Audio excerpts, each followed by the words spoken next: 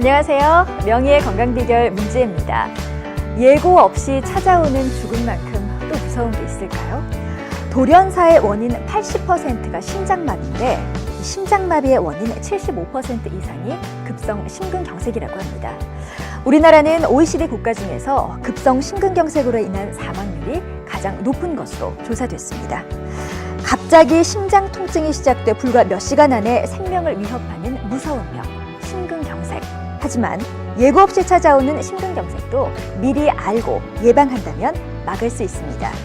총각을 다투는 환자를 포기하지 않는 것, 환자에게 가장 정확하고 신속한 치료를 위해 끊임없이 연구하는 명의, 권현철 교수와 함께 오늘 심근경색에 대한 이야기 나눠보겠습니다. 교수님, 어서 오세요.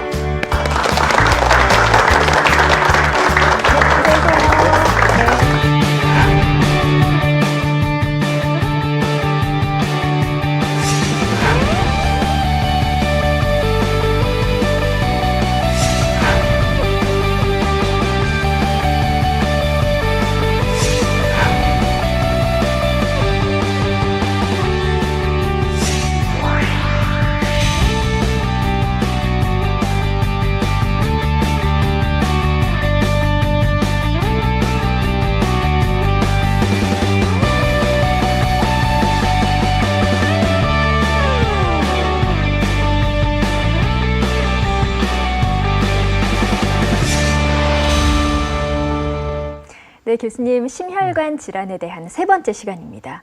모든 의사들이 다 마찬가지지만 특히나 심혈관 질환의 경우에는 예기치 못한 상황이 많이 일어나잖아요, 환자들에게. 그렇죠. 네. 자, 본격적인 이야기를 좀 나눠보죠, 교수님. 네. 먼저 본격적 이야기 전에 제가 네. 문제 하나를 준비했는데요. 네, 사진이. 되게 아실만한 분이신데 아, 그러네요. 왼쪽 두 번째는 조우련 씨고 네, 김영곤 씨, 그다음에 그리고 거북이 터틀맨. 네. 네. 이분들의 공통점이 뭐겠습니까? 그렇죠. 예, 어느 네. 날 갑자기 네. 돌연사 하셨던 그렇죠. 거. 예. 다 돌연사. 이 신문에 다 한 번씩 다 나서 그렇죠. 아시는 분은 다 아실 것 같습니다. 네. 대개는 또 건강도 많이 또 돌보고 계셨던 분이고 신경도 많이 쓰시고 또 김영곤 씨는 특히 이 운동을 하고 나서 네. 직후에 또 사망하신 걸로 돼서 더 안타깝게 하고 있는데요. 네. 이렇게 돌연사라는 거는 갑자기 찾아오고 흔히 심장 환자들이 이 평소에는 건강했는데 갑자기 어떤 일을 당했다 그런 일을 많이 당합니다. 네. 그래서 좀 더 무섭기도 하고 네. 좀 당황스럽기도 하고 그런 면이 네. 있습니다. 맞습니다. 근데 왜 이렇게 갑자기 어느 날 갑자기 심장마비가 찾아오는 거예요, 교수님?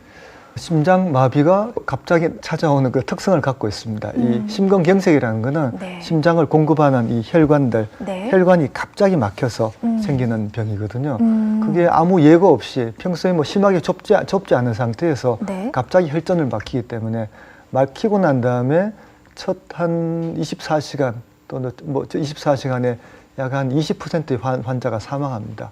그래서 그 돌연사라는 말을 많이 하죠. 그죠? 돌연사, 급사. 네. 그 정의는 이제 증세가 발현되고 난 다음에 1시간 이내에 이 사망하는 경우로 말하는데 이런 돌연사의 80%가 심장, 그 중에 이 80%가 약 이런 갑자기 혈관이 막혀서 생기는 심근경색으로 심근경색. 생기는 겁니다.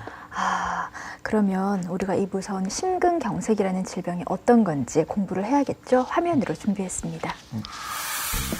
동맥경화 때문에 쌓여있던 혈관 내벽 안의 콜레스테롤이 갑작스럽게 터지면 노출된 콜레스테롤이 혈액과 만나 뭉쳐서 혈전이 된다. 혈전이 관상동맥을 완전히 막아서 심장 근육에 더 이상 혈액이 공급되지 않으면 근육이 죽는데 이것이 급성 심근경색증이다. 신속하게 응급조치가 이루어지지 않으면 결국 사망까지 이르는 무서운 질환이다. 그러니까 이 혈전이라는 게 혈액 네. 덩어리라고 이해를 하면 될까요? 맞습니다. 혈액이 굳은 대표적으로는 우리가 피가 나면은 밖에 딱지가 앉지 않습니까? 네. 그게 또 그것도 혈전인데 그게 몸 밖에 있을 때는 딱지고 혈관 안에 있으면은 혈전이라고 합니다. 이게 한국말로는 네. 이 의학 용어로도 피떡이라고 그럽니다. 그런데 영어가 좀 이렇게 좀 잔인하잖아요. 네, 그래서 그러네요. 그래서 이제 한자어로 혈전이란 말을 사용합니다. 아, 그러면 이 혈전이라는 게 돌아다니다가 혈관을 탁 막아버리는 거예요? 그래서 혈전이 돌아다닌다는 말을 많이 하죠. 네. 사실 이 방송에서나 또 CF에서나 가끔 듣고 있는데 네. 실제로 혈전은 돌아다니지 않습니다. 구태여 돌아다닌다면은 생기고 나서 거의 한 5초, 10초 내에 어딘가 걸리게 되어 있습니다. 우리 몸이 혈관이 나가다 보면 끝에 모세혈관이 있잖아요. 그죠? 네. 그렇기 때문에 출발해서 뭐 동맥은 한 2, 3초 만에, 정맥은 한 10초 내에 어딘가에 걸리게 돼 있고 그 부분에 문제를 일으키게 되거든요. 그래서 지금 건강하시다면은 네. 지금 몸에는 혈전이 없습니다. 그렇게 생각하시면 되고요. 심근경색의 혈전은 네. 이게 또 대표적인 혈전인데 국소적인 혈전입니다. 그 부분에 발생합니다. 돌아다니다가 생기는 게 아니고 네. 여기 보시면은 네. 혈관이 이 정상 혈관에서 동맥경화가 쭉 진행하는 것을 보여주는 자료인데요. 네. 그래서 동맥경화가 심해지면은 안에 부분이 죽처럼 흐물흐물하게 되고 그 부분이 터지게 되면은 내부가 혈관 안으로 노출이 되거든요. 죽 내부는 혈관과 만나면은 혈액을 굳게 하는 그런 성분이 있습니다. 물론 콜레스테롤도 작용하지만 그 안에 뭐 조직 인자라는 여러 가지 인자들이 있어서 네. 이 그 부분에 혈액이 굳고 그래서 갑자기 혈관이 막히게 되는 혈전은 국소적 혈전이 가장 많고 심근경색이 대표적이고요. 돌아다니는 거는 뭐 좀 잘못된 개념이라고 그렇군요. 이야기하셔도 되겠습니다. 그러면 심근경색으로 인해서 어느 날 갑자기 사망을 했다고 하더라도 그거는 사실 그 사람의 몸 상태를 계속 지켜보면 갑작스러운 일은 아니라는 건가요? 그게 현재 의료에 좀 한계가 좀 있습니다. 네. 실제는 심근경색이 생기는 혈관은 보통 한 30-40% 정도 심하게 좁지 않은 혈관이 생기기 때문에 평소에는 좀 물론 그 혈관을 미리 들여다본다면은 알 수가 있지만 네. 평소에 그 증세가 나타나지 않거든요. 그래서 그렇군요. 병원에 안 오게 되기 때문에 네. 미리 발견하는 거는 아직도 저희 의료계에 좀 숙제로 남아 있습니다. 그렇군요. 심근경색증, 미리 알 수 있는 증상은 없을지 화면을 준비해봤습니다. 대부분의 사람들은 가슴의 통증을 대수롭지 않게 여긴다. 일시적으로 무리를 해서 생긴 증상이나 스트레스로 치부해버린다. 하지만 가슴의 통증은 위험 신호, 특히 관상동맥이 막혀 일어나는 통증의 경우 심장이 운동을 멈추게 된다. 그러니까 이런 증상이 왔을 때 심근경색이다라고 네. 의심해보면 되는군요. 맞습니다. 이 심근경색의 증상에도 특징이 있다고 해요. 그래서 그 특징을 교수님이 몇 가지 정리를 해보셨거든요. 함께 네. 볼까요? 가슴 가운데를 주의 깊게 봐야 되는군요. 네. 이건 어떤 건가요? 그 가슴 통증은 사실은 뭐 굉장히 뭐 무시무시한 증세이면 틀림없지만 네. 대부분은 사실 심장이 아닌 경우가 많습니다. 그래서 심장 증세를 유심히 알고 계셔야 되는데요. 네. 첫 번째 중요한 게 대부분은 가슴 가운데 네. 또 약간은 왼쪽 그런 쪽이 이제 심근경색의 증세입니다. 가운데 혹은 약간 왼쪽. 다시 말하면 오른쪽은 가능성이 좀 떨어지고요. 또 위로 이 부분으로 올라가면은 이쪽은 근육통이 많습니다. 그래서 가슴 가운데 또는 약간 왼쪽, 가슴 가운데라고 이해하시는 게 더 낫겠죠. 그렇군요. 그게 생기는 것이 심근경색의 통증입니다. 네. 통증이라고 하면 어떤 느낌으로 와요?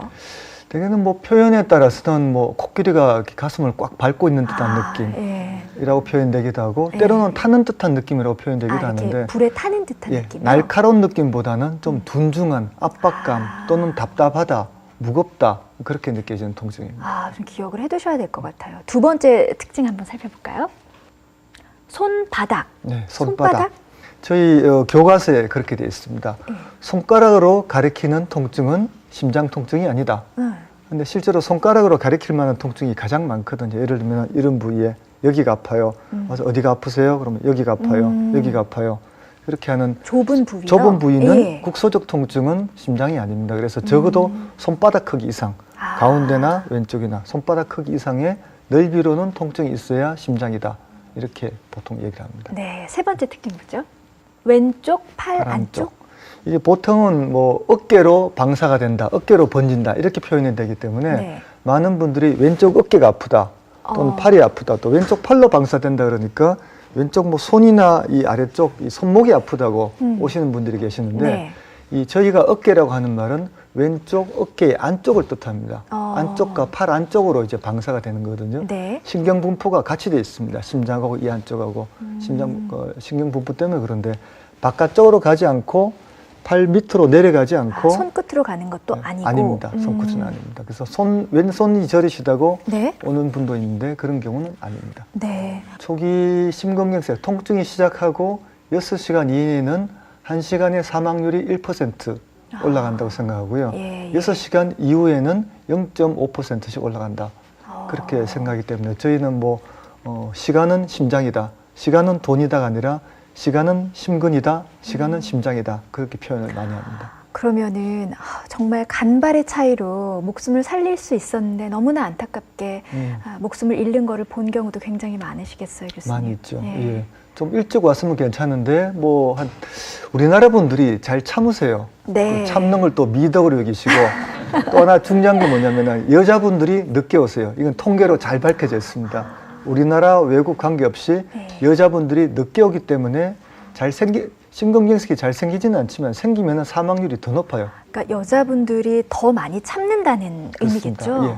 그리고 또 뭐 자기 통증이 생기면 또 아니라고 생각하시는 모르겠지만 하여튼 네. 좀 더 늦게 오기 때문에 그래서 며칠 지나서 와서 심장이 다 이제 파괴되고 난 다음에 오시는 분이 있는데 네. 심장은 뭐 경우에 따라 틀리지만은 정세가 있고 12시간 안에 심근경색이 완성된다고 생각합니다.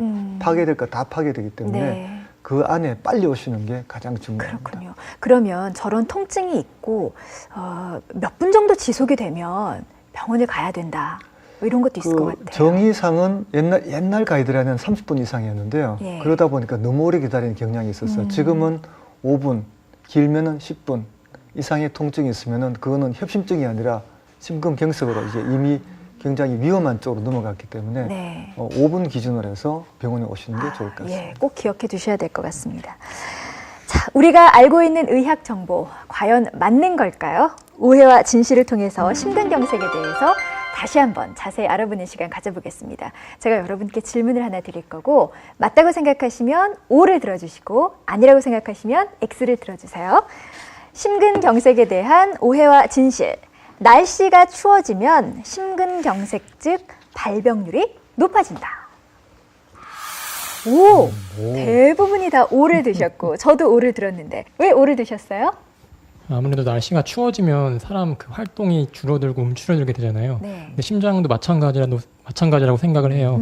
그래서 오히려 쉽게 무리를 받지 않을까라는 생각에. 맞아요. 날씨가 추워지니까 심장도 같이 막 이렇게 수축되고 그런 느낌이 있지 않을까 싶어서 저도 O를 들었는데 어떤가요, 교수님? 일리가 있는 얘기입니다. 아. 그래서 뭐 구태여 말하자면은 O라고 말씀드려야 될 텐데 추워지면은 혈관이 수축이 됩니다. 네. 수축이 되면은 심장이 일을 더 많이 해야 되죠. 그래서 그런 측면으로 여러 가지 뭐 심근경색뿐만 아니라 네. 심부전이나 다른 다른 심장관계 질환들은 다 빈도가 한 15 내지 20% 증가합니다. 네. 그래서 그게 가장 많고요. 그 다음에 여름에도 또 잘 생깁니다. 한여름에요? 한여름에. 오. 그거는 탈수 때문에 많이 생기는 건데요. 네. 덥고 탈수가 되면은 물기가 빠지면서 우리 몸이 혈액이 좀 더 끈적끈적하게 됩니다. 그래서 혈전이 좀 잘 생기기 때문에 극한 상황에서는 네. 심근경색이 잘 생긴다. 그렇게 이해하시면 되겠습니다. 그렇군요. 알겠습니다. 심근경색에 대한 오해와 진실 두 번째입니다. 스트레스를 많이 받는 50대 남성이 심근경색즉 발병 빈도가 높다. 하나, 둘, 셋. 오, 대부분 오고 한 분만 X를 드셨네요. 왜 X를 드셨는지부터 얘기를 들어볼게요. 요즘에는 다른 연령대도 스트레스를 많이 받기 때문에 네. 이 문제가 꼭 50대 아. 남성에게만이 국한되어 있지 않다고 생각해서 X를 들었습니다. 그러셨군요. 혼자 X를 드셨거든요. 이번에는 O를 드신 분. 예. 일단은 50대면은 또 사회적으로 또 오랫동안 사회생활 때문에 오랫동안 스트레스를 받아왔고 또 가족 때문에 스트레스 많이 받잖아요. 네. 그럼 스트레스가 만병의 원인이라고 하니까는 네. 아무래도 그런 스트레스가 이렇게 추가하게 되면은 좀 더 발병 빈도가 높지 않나 생각해서 그렇군요. 들었습니다. 50대 제가 주변에서 이렇게 심근경색이나 아니면 심혈관 질환을 앓으셨던 분들을 보면 대부분 다 50대 남성분들이었던 것 같아서 저는 O를 들었는데 이것도 한번 여쭤봐야 될 것 같네요. 제가 50대라서 꼭 그런 거 아니고요. 네. 답은 X입니다. X예요? 그 외국 통계, 우리나라 통계에서 잘 밝혀져 있습니다. 네. 실제로 가장 높은 빈도는 60대입니다. 그 다음이 70대입니다. 그래요? 그 다음이 50대입니다.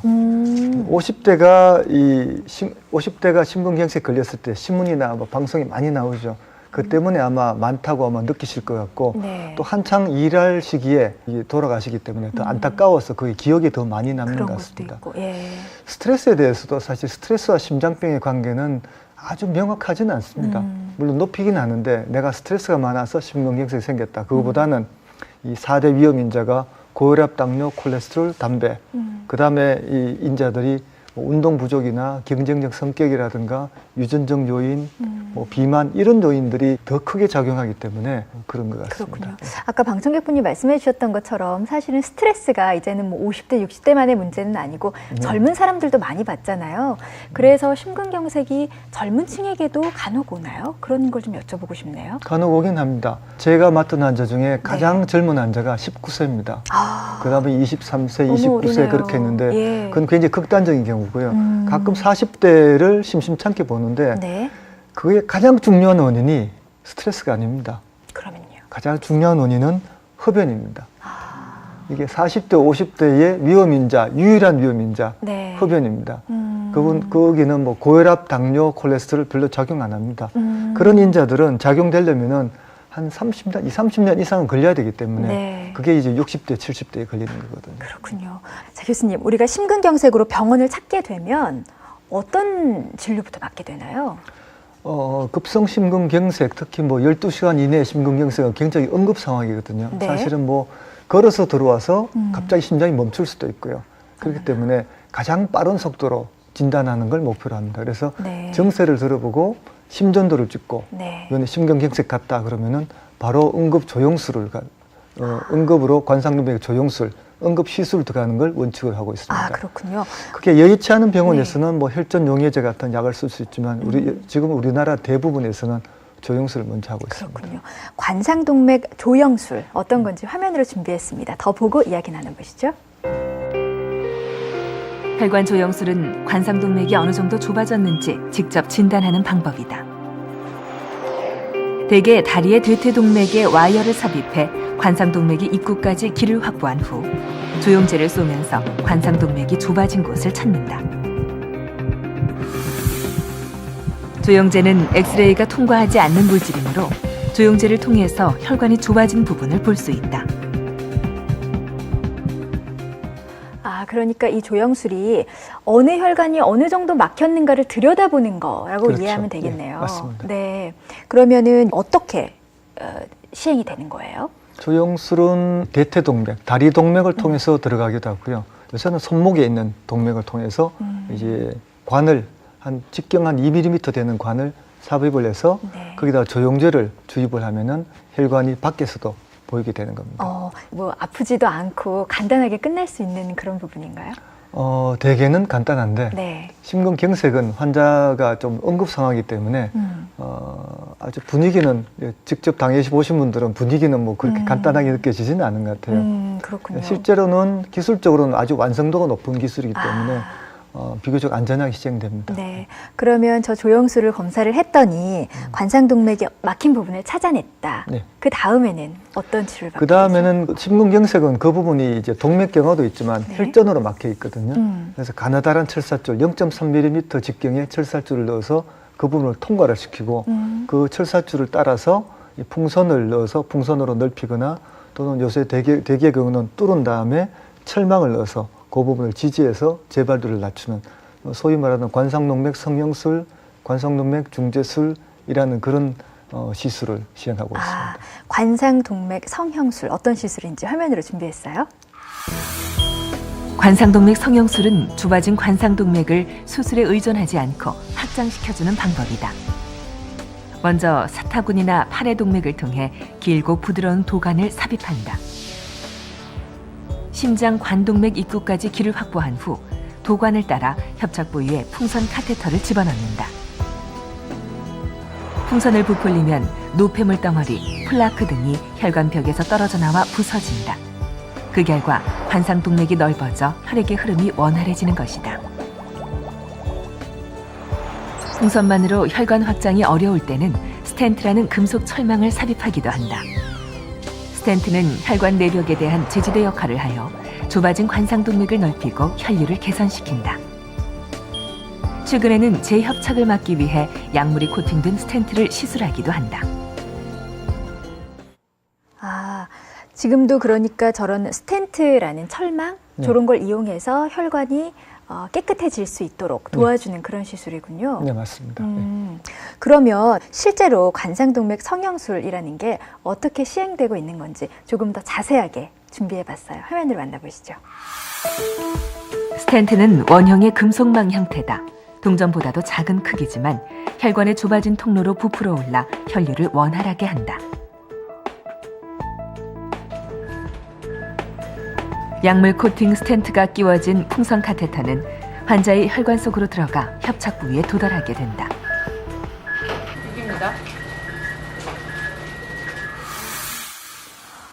보니까요, 굉장히 정교한 시술이라는 생각이 들어요. 네. 사실 다루는 것이 뭐 아까 말씀드린 0.3mm 직경의 철사줄, 네. 그다음에 기구들이 사실 들어갈 때는 직경이 1mm밖에 안 됩니다. 1mm짜리 기구를 2mm 되는 관 속으로 넣어서 시술을 하기 때문에 네. 상당히 이거 첨단 치료에 속하는 거죠. 근데 그 스텐트라는 게 보니까 아주 작더라고요. 네. 동전보다도 훨씬 더 작은 것 같아요. 보통 이제 말아 놓으면은 한 직경 1mm, 길이는 뭐 한 20mm에서 한 40mm 사이, 네. 그거를 넣어서 넓히면은 혈관 직경에 맞게 한 2.5에서 4mm니까 상당히 작죠. 관상동맥이 그 정도의 크기이기 때문에 네. 그 크기에 맞춰서 보통 스텐트가 들어가면 요서부터 요까지 이렇게 요 굵기에 맞춰서 딱 들어가니까 상당히 작을 수밖에 없죠. 구조적으로 이렇게 일직선이면 넣기가 쉬운데 네. 이 갈림길 있죠. 네. 분지병변이라는데 그런 부분은 철막을 양쪽으로 동시에 넣어야 됩니다. 그런 것이 이제 좀 기술적으로 어려운 병이 있긴 합니다. 네. 이런 것도 궁금하실 것 같아요. 이 시술을 받고 나서 일상생활이 언제 가능한가? 보통은 시술 후 다음 날 퇴원하는 게 원칙인데 네. 심근경색은 뭐 시술 자체뿐만 아니라 이 심장 근육이 상했기 때문에 보통은 입원을 한 3에서 5일 정도 네. 과거보다는 굉장히 많이 줄었죠. 네, 알겠습니다. 오늘 이 자리에 권영철 교수님께 심근경색증 치료를 받고 지금은 비교적 건강한 생활을 하고 계신 한 분이 나와주셨어요. 사례자분을 만나보죠. 이수용 씨인데요. 한번 만나볼까요? 이수용 씨. 네, 안녕하세요. 굉장히 건강해 보이시는데 심장마비가 오셨다고 들었어요. 근데 주변 분들한테 좀 얘기를 들으셨어요? 그때 당시의 상태나 상황에 대해서? 저는 상당히 건강 체질이라서 선천적으로 건강 관리를 한 적이 없습니다. 이렇게 아주 큰 게 올 줄 몰랐죠. 한 20분 동안 심장마비가 왔었죠. 그래서 저는 저 세상을 갔다가 왔습니다. 이분은 좀 복잡한데 심근경색이 바로 처음부터 온 것이 아니라 네. 이 불안정형 협심증이라고 해서 협심증 상태에서 들어오셔서 증세도 좀 통증보다는 어지러움이 나타나잖아요. 그죠? 그러게요. 예. 굉장히 중요한 혈관에 문제가 생겼는데 거기 혈관이 막혔다 풀렸다 하면서 혈압이 주로 떨어져서 네. 온 보통 이제 심근경색보다는 중하지만 약간 좀 다른 코스를 밟고 온 것인데 네. 사실 그 월요일 날 굉장히 악화가 되셨어요. 예. 악화가 되면서 심장이 이제 심근경색이 본격적으로 그때부터 발생한 거죠. 그래서 하면서 심장이 완전히 멈췄습니다. 네. 저희가 이제 뭐 응급 마사지 그쵸. 뭐 그런 걸 예, 하죠. 예. 그걸 한 10분 하고 났는데 좀 돌아왔는데 네. 다시 또 멈췄습니다. 그 기간 동안 환자분은 뭐 전혀 모르셨겠죠. 의식이 정말 없었으니까. 위급한 상황이었네요. 그렇게 해서 진짜. 이제 응급으로 이제 조정실로 옮겨서 이 체외순환 펌프라는 시술을 하게 됐는데 네. 이 펌프는 이 심장과 폐가 완전히 멈춰도 실제로 숨을 안 쉬어도 우리 몸에 산소와 혈액을 다 공급하는 그런 장치입니다. 원래는 수술 중에 사용하는 장치인데 네. 다리에 있는 동맥과 정맥을 통해서 피를 뽑아서 전신을 돌려서 동맥으로 넣어주는 그 심장과 폐가 완전히 멈춰도 계속 피와 산소가 계속 공급되는 그런 체외순환 장치를 그때 이 환자분에게 시술하게 그렇군요. 됐죠.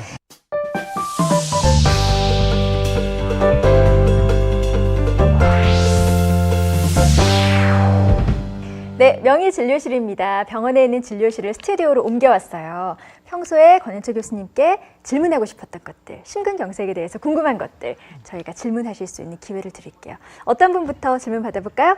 네, 안녕하세요. 질문해 주세요. 예. 심근경색 환자가 의식을 잃었을 때 반드시 지켜야 할 사항이 있나요? 그 주의를 기울여야 할 것이 무엇인지. 굉장히 좋은 궁금합니다. 질문입니다. 네, 네. 사실 이 의식을 잃고 심장이 멈췄을 때 가장 중요한 것이 이 빨리 심폐소생술을 시작하는 겁니다. 응급처치요. 응급처치. 예. 그래서 옛날에도 야구 선수 한 분이 야구를 하다가 쓰러지셨는데 네. 그분을 이제 실어 나가는데 중점을 하더라고요. 그래서 아마 그분이 뇌 손상이 심했던 걸로 알고 있는데 안타까운 일이 있었죠. 실제로 해야 될 일은 그 자리에서 바로 이 심장 마사지를 시작해야 됩니다. 뭐 심폐소생술 그러면은 네. 뭐 구강 대 구강 그 입으로 뭐 이 부는 거 있죠. 그거를 많이 신경 쓰기 때문에 네. 또 딴 사람이 이렇게 쓰러졌는데 거기에 입대고 뭐 하기는 상당히 어렵잖아요, 그죠? 그래서 최근에 가이드라인이 좀 바뀌었습니다. 그거 신경 쓰지 마십시오. 마사지만 하면은 마사지 자체로 심장이 눌리기 때문에 어느 정도 호흡은 일어납니다. 그래서 그 자리에서 바로 한 그 가슴 가운데를 계속 이렇게 한 3cm 정도 누르는 마사지를 하시고 네. 그 주위 사람들을 오게 해서 네. 계속 어떤 상황에도 그 마사지를 멈추지 말고 계속 하는 게 가장 네. 좋죠. 너무 우리 겁내면 안 될 것 같아요. 겁내지 말고 환자를 살리기 위해서 우리가 할 수 있는 최소한의 역할이니까 그 심장 마사지에 대해서 좀 신경을 썼으면 좋겠습니다. 자, 다음 분 질문 받아볼게요. 또 궁금하다 하시는 분. 저 와인이 심근경색을 예방한다는 얘기를 들은 적이 있는데요. 네. 그게 진짜 사실인지가 궁금해요. 저도 와인을 그 얘기 좋아하시나 들었어요. 보네요. 어떤가요? 그래서 사실 건강 비결로 와인을 일부러 드시는 분도 있더라고요. 하루에 한 잔 정도는 괜찮다고 해서 막 네. 마음 놓고 먹고 막 이러잖아요. 한 잔 먹고 더 먹고 막 이러면서. 연구 결과는 그 사실이 맞습니다. 아, 와인을 예. 드시는 분, 와인을 한 잔, 두 잔 드시면은 심장병의 발생률이 더 감소한다고 되어 있습니다. 네. 그렇지만 다른 거는 좀 나빠집니다. 네. 예를 들면은 뇌출혈이 좀 증가하고요. 심방세동이라는 부정맥이 또 증가합니다. 네, 네. 건강을 예방하기 위해서 일부러 마실 필요는 없다. 그게 공식 입장이라 그냥 맛으로 드십시오. 조금 안타깝네요. 그렇군요. 알겠습니다. 명의의 건강 비결에서는 오늘 심근경색에 대한 이야기 나눠봤습니다. 병은 예고 없이 불시에 찾아오죠. 하지만 우리가 조금이라도 미리 알고 대비한다면 큰 병을 막을 수 있다는 거 기억하시길 바랍니다. 병을 제대로 아는 것도 치료의 시작이라는 것도 다들 알고 계시죠?